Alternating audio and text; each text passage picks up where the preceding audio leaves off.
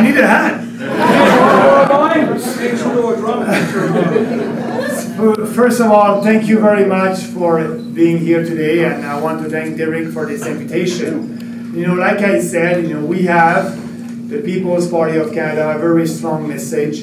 And you know, when Derek called me and he said, Maxime, I'm doing an event, and I want you to speak about what you believe, what will be the best policies for our country. And I said yes. And if I received the same offer from Jason Kenney, I'll say yes also, because the message is too important for you from Alberta. And what I'm saying, what I will tell you today, actually it is not new. I said that in Quebec 5 years ago.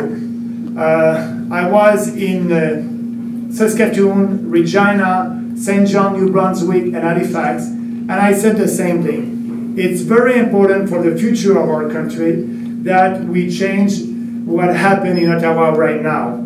So I just want to start by what it is not working in our country. And I understand your feeling about what it is not working. And in Quebec, you know, your slogan, equality of independence, it is not a new slogan for us. If you're coming from Quebec, you know Daniel Johnson. Daniel Johnson, in 1965, wrote a book called Equality of Independence, and he was elected after that Premier of Quebec the year after in 1966. And that slogan became a rallying cry for those who wanted more powers for Quebec and who threatened to push for separation if they didn't get it. So what they got, however, was in Quebec, starting in 1965, was decades of political, economic, and constitutional disruption that divided Quebec itself and also in Canada. One government after the other asked not just for more powers, but also for more money from Ottawa. And they used the separation threat to blackmail the rest of the country. It did not bring very good result. We've talked a lot about political independence since the 1970s in Quebec. Meanwhile, we've built a system of economic dependence that is become more and more elaborate. Quebec has one of the biggest and most interventionist governments in North America, and one of the heaviest fiscal burdens. We in Quebec rank among the most indebted societies in the industrial world. And of course, we get a big chunk of money from the equalization program. What I'm telling you right now, I said the same thing in Quebec 5 years ago. I said that I'm not proud to be Quebecers when we received equalization money. Quebec must receive zero money from equalization, the equalization formula.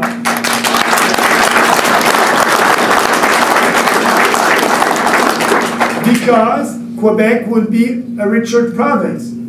Same thing from New Brunswick. Same thing for also Nova Scotia. And actually, I was in New Brunswick and I did an interview over there after delivering a speech and saying that. And the journalist said, Mr. Bernier, you're in New Brunswick, what is your goal?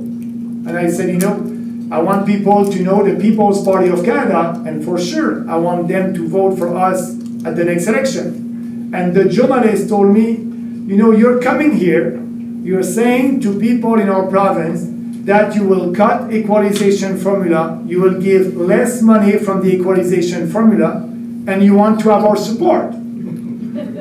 I said yes. I said yes. And, you know, and I think that people understand here. They're proud people, like I'm a proud Quebecers. And I'm sure they want their province to be richer. And I'm sure they want their province to receive less equalization money because the province will be a rich province. and I want their province to develop their own natural resources. We must speak about that.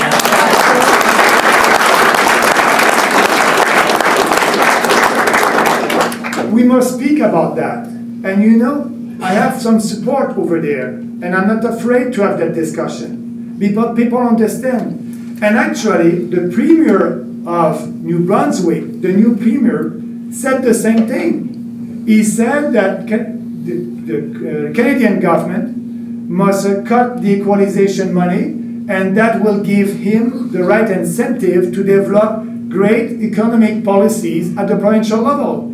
Coming from a Prime Minister who received equalization money. We must celebrate that. We must celebrate that, and that's important. So I want to...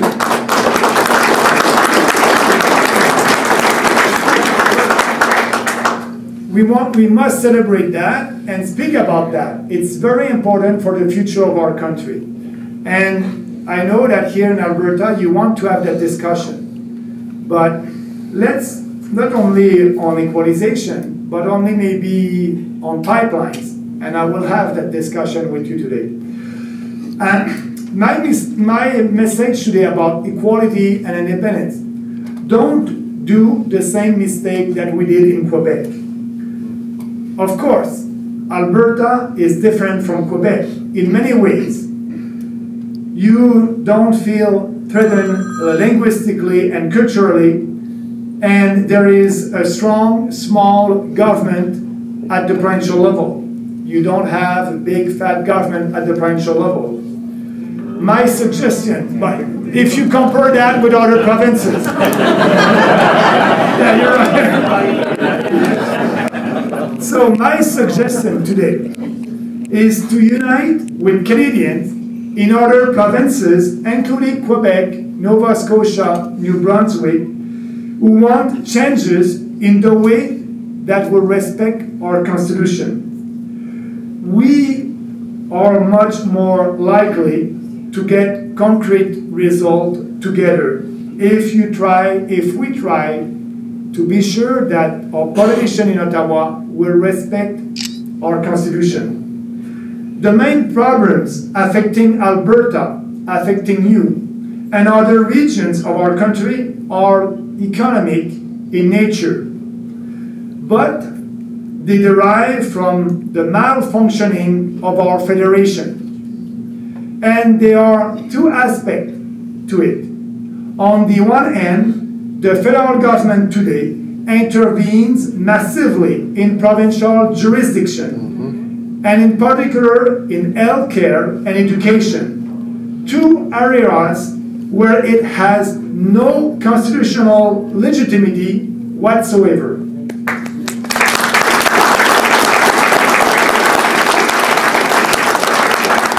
And at the same time, provinces make policies that interfere upon federal powers and block some of the economic benefits that should be getting from living in one federal union. And in some cases, the federal government itself is simply afraid to use its powers to impose a national solution because it does not want to offend important voting blocks in some provinces. That is not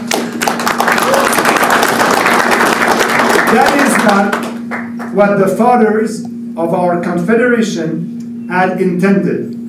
The objective of the 1867 Act was not to subordinate provincial governments to a central authority, or a central authority to regional whims, but rather to have sovereign provinces within the limits of their powers, dealing with local matters that directly affected their citizens.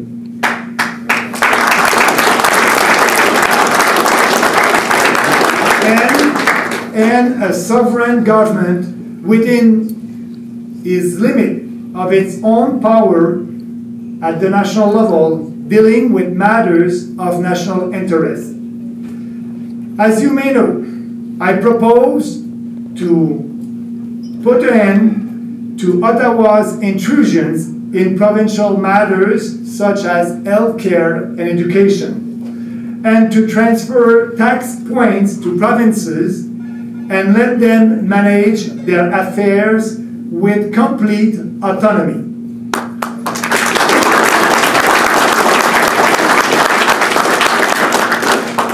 That should appeal to you, to Alberta, to Albertans who have already been our closest support in Quebec, because that's the same thing in Quebec.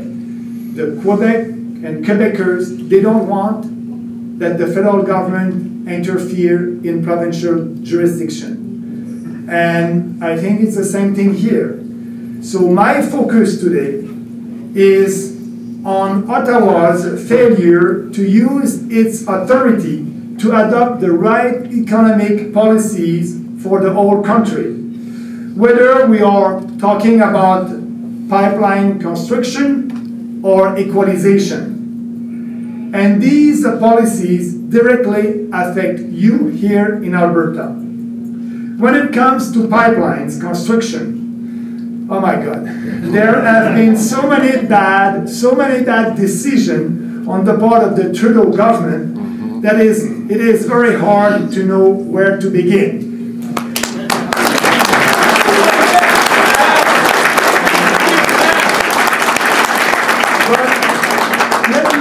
Summarize them. Upon taking office in 2015, the Trudeau government imposed a ban on all tanker traffic on the north coast of British Columbia, with Bill C-48 effectively killing the Northern Gateway Pipeline project.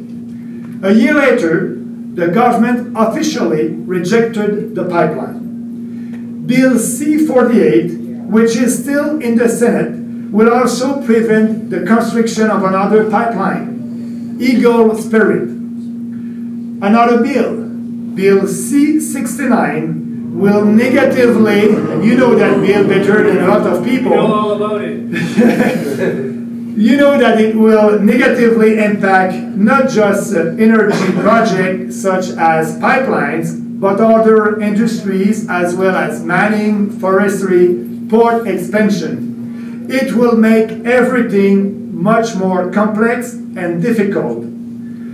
Any group not directly affected by the project will be able to allowed to intervene, and that will multiplying the number of opponents. This bill, and that's a little bit crazy, but this bill is also requires projects to be analyzed based on, and I just want to quote the bill, on the intersection of sex and gender with other identity factors. What the hell does sex got to do with the pipeline?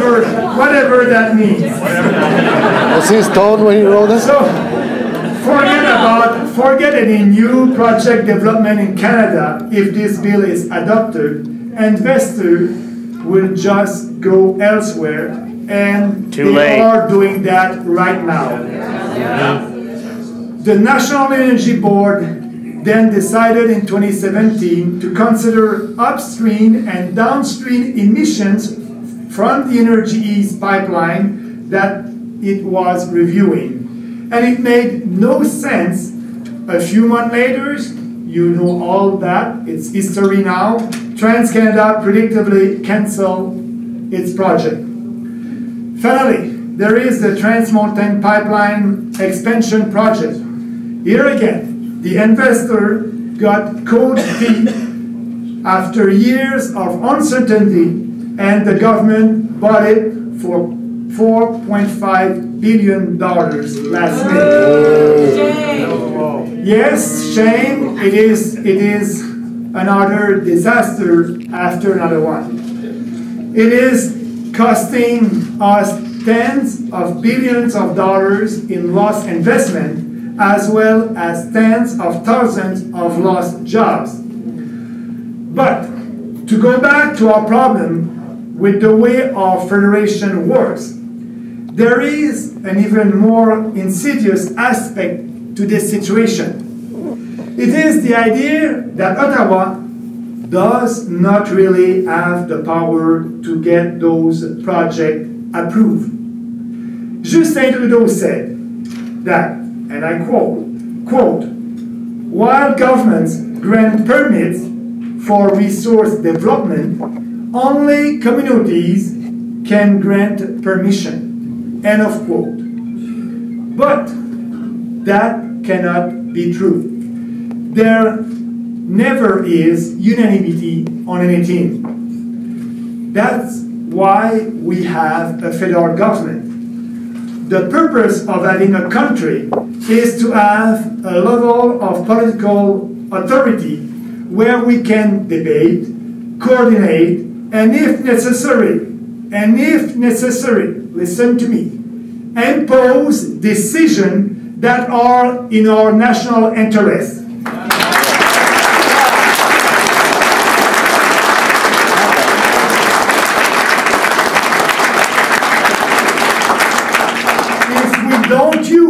If we don't use this power, what's the point of being one country? What's the point of being one country if we don't use the power that we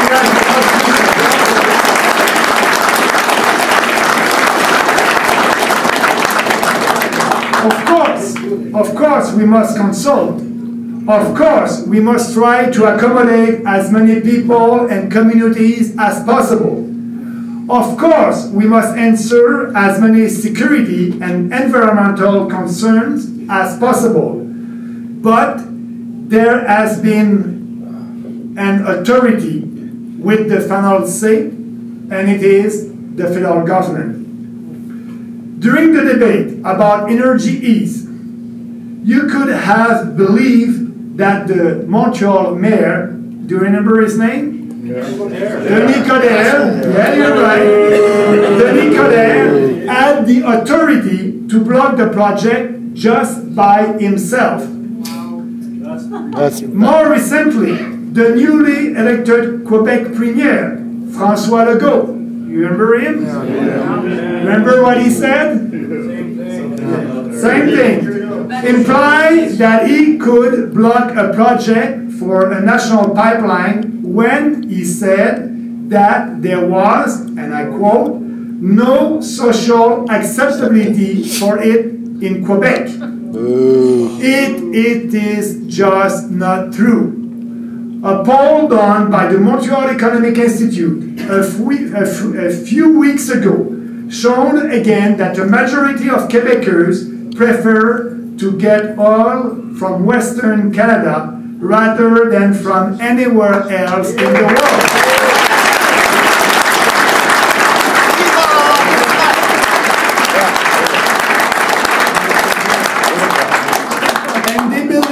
And they believe that pipelines are the safest way to transport it.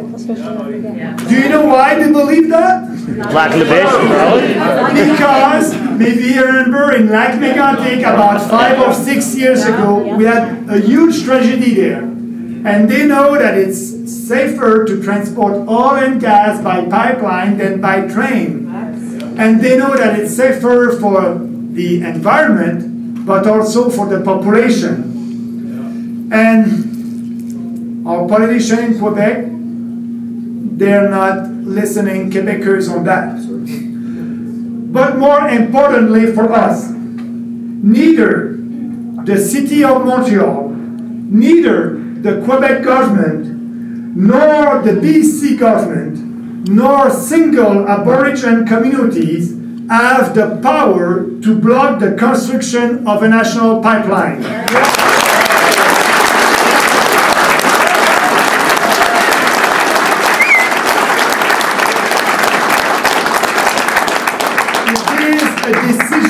To be made by the federal government. So, here is what I propose to do to make sure that we can build the pipelines again in our country, and that the development of our oil resources once again brings prosperity and unites our country instead of dividing it. Yeah, Max. So, first, scrap Bill C-48. Second, scrap Bill C-69.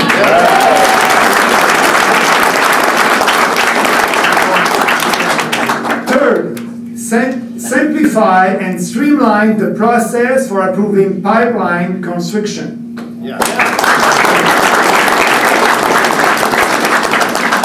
Four, find a private buyer for the Trans Mountain Pipeline. Why? You own it. Use it. You already own it. And fifth, reassert federal jurisdiction over this issue when necessary by invoking Section 9210 of our Constitution.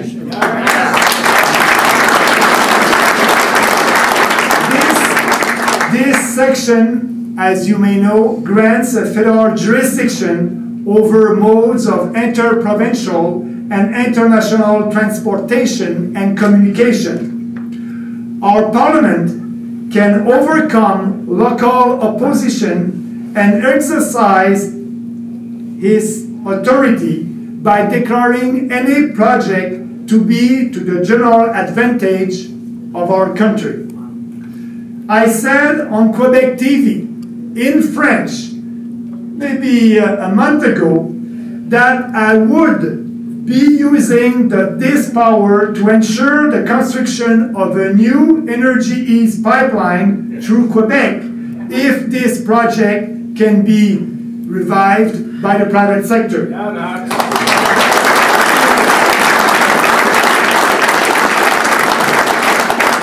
Justin Trudeau will not do this. Instead, he agrees with Legault that there is no social acceptability for pipeline in Quebec. Andrew Scheer was in Quebec last week and he did not say it. He didn't have the courage to say it when a journalist asked him several times if he will use this power. He is just too afraid of the pushback from his Quebec MPs or getting bad press in Quebec. I'm not afraid.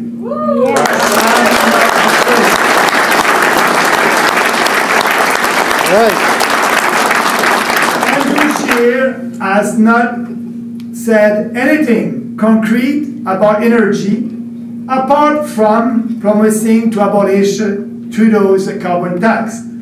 However, that's only going to remove a burden on 4 provinces that don't have a tax or a cap and trade system already. Scheer's first act when he became the leader of the Conservative Party of Canada 2 years ago was to whip a vote in favor of the Paris Accord. He promised a new plan to reach the Paris emissions target. He will add more burdensome regulation and more subsidies across the country to those already in place. I want to be very clear. A People's Party government will scrap the carbon tax and we won't do anything else. That's it. I think that's a clear choice. We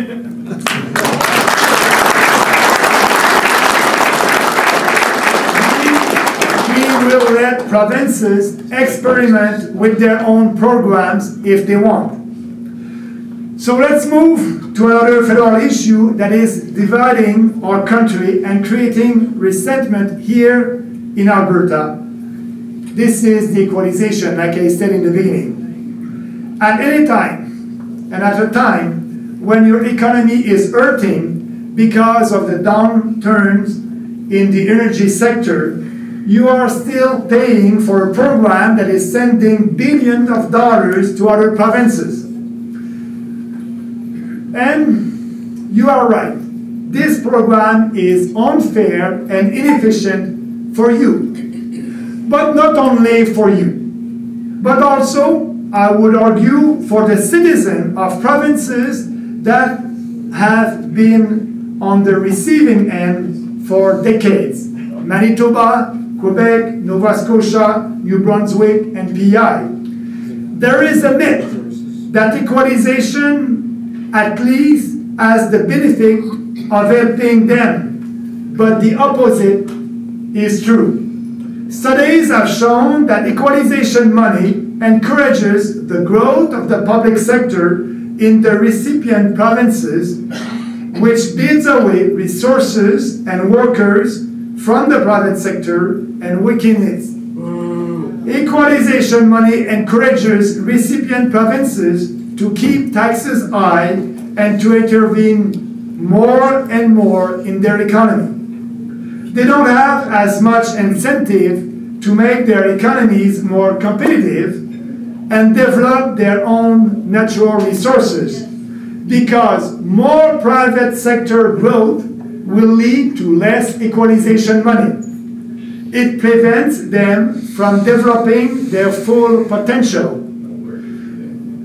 The system is similar to a badly designed welfare programs that use to discourage recipients from working, because they will then lose all their benefits and will be worse off than if they stayed on welfare. That's what we call a poverty trap. It's time to stop rewarding provincial governments for not adopting better economic policies.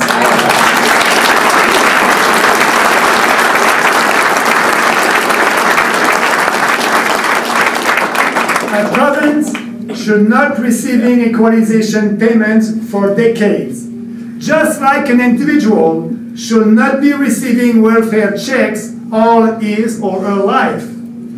The program is part of our Constitution. We know that.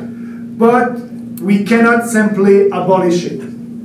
But we can make it less generous and more efficient, like the welfare reform that were adopted in the US and Canada in the 1990s that lead to a significant reduction in the number of welfare recipients.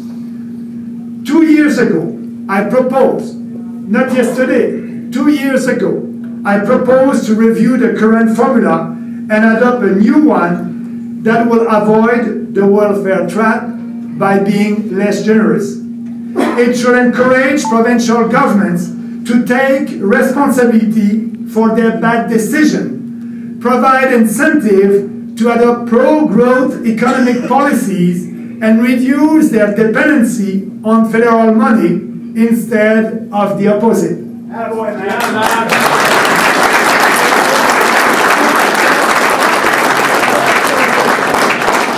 This will not only benefit citizens in these provinces, it will make all Canadians more prosperous. And instead of breeding resentment between givers and receivers, it will make our country more united.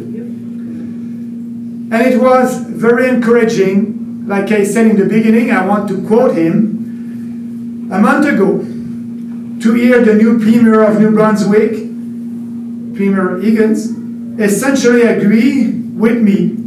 And he said that federal government should cut equalization payments to force provinces to develop their natural resources. And I want to quote him, and I'm quoting him.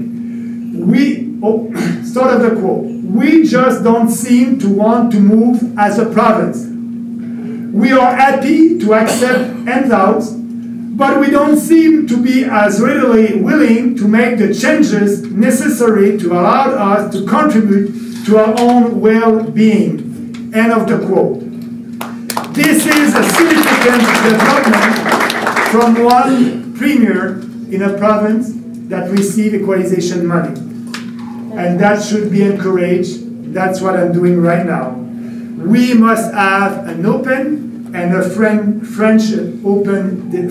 open discussion on this issue. But But you will not get it with Andrew Scheer and the Conservative Party of Canada. They won't speak about it, and they are not doing that. When the current equalization formula was renewed last June by the Liberals for another 5 years, I was the only one to say anything about it in Ottawa. The Conservatives remain silent for two reasons. One, they take Westerners for granted. They take you for granted.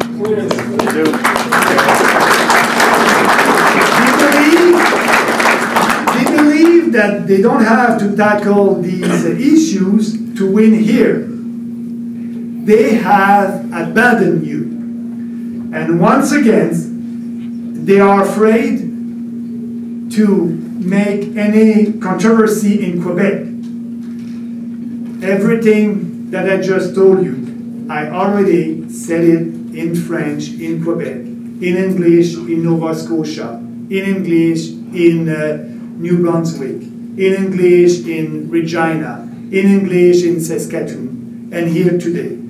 And I will continue to deliver that message because it's a too important message for the unity of our country. Yeah, Max.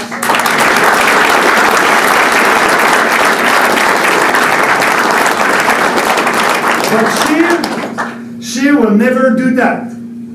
His Quebec MPs would freak out.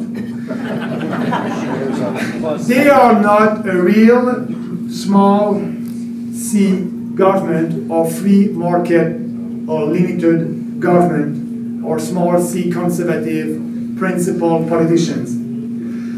They are just traditional politicians who will say and do whatever it takes to buy votes, especially in Quebec and in other regions of our country. I'm the only one who is not afraid to have this debate. And actually, I like to have this debate. I'm not afraid to go to every part of our country to talk about it. And it's a shame that the Conservative Party of Canada, supposed to have a strong base here in Alberta, is not doing that. But maybe in a couple of months from now they will understand and they will speak about that. But I want you to remember who was the first one to open that debate and to have the courage to speak about it. Yeah. Because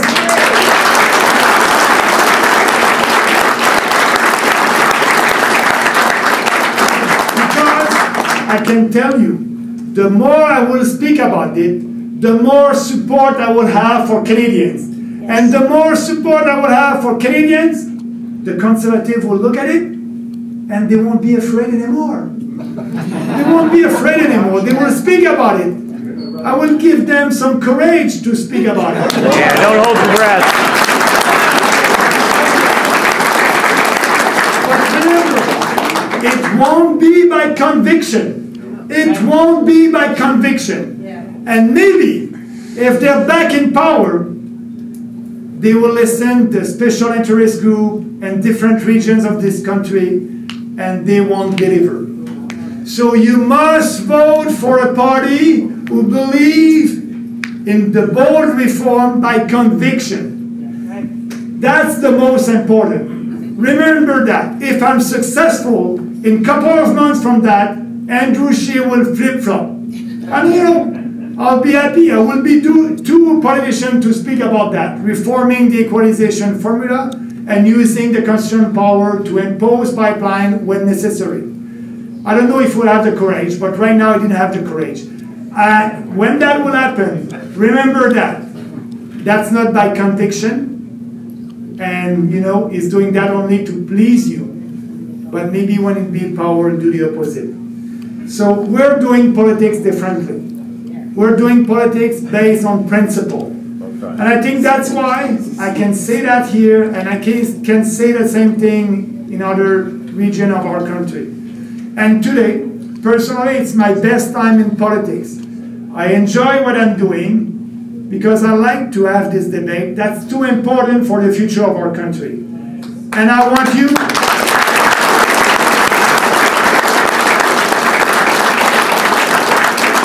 And I want you to stay with us.